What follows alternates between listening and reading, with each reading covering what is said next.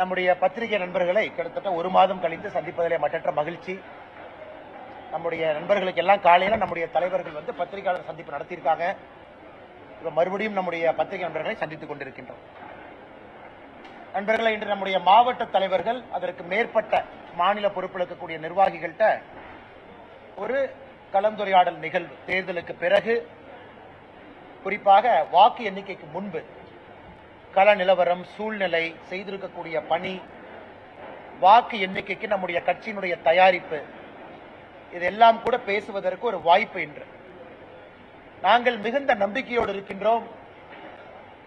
June 4ஆம் தேதி 2024 மோடி அவர்கள் 3வது முறையாக தொடர்ந்து ஆட்சி கட்டளை அமரும் பொழுது இந்த முறை தமிழகத்திலிருந்து நம்முடைய தேசிய ஜனநாயக கூட்டணி பாரதிய ஜனதா கட்சியினுடைய பாராளுமன்ற உறுப்பினர்கள் செல்வார்கள் என்பதிலே மிகுந்த நம்பிக்கையோடு இருக்கின்றோம். இந்தியா முழுவதும் பார்த்துக் கொண்டிருக்கின்றோம். தமிழகம் முதல் கட்டம் ஏப்ரல் 19ஆம் தேதி நம்முடைய தேர்தல் நடந்து முடிந்த பிறகு இதுவரை 6 கட்டம் நடந்து முடிந்திருக்கிறது. 486 தொகுதிகளில் தேர்தல் நடந்து முடிந்திருக்கிறது. இன்னும் 57 தொகுதி கடைசி கட்ட வாக்குப்பதிவில் ஜூன் 1ஆம் தேதி இன்னும் 57 தொகுதிகள் மட்டும் பாக்கி இருக்கு.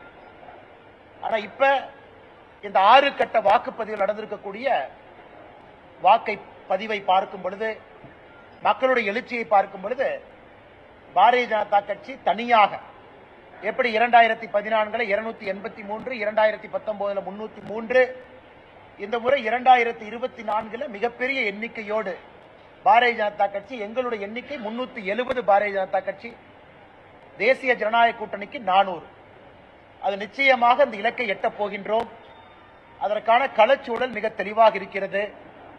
குறிப்பாக இந்தி கூட்டணியாக இருக்கட்டும், யாராக இருக்கட்டும், தெலங்கானாவை பொறுத்தவரை இந்தி கூட்டணி இல்லாத டிஆர்எஸ் இருக்கிறாங்க. இந்தியா முழுவதும் இந்தி கூட்டணி இருக்கு.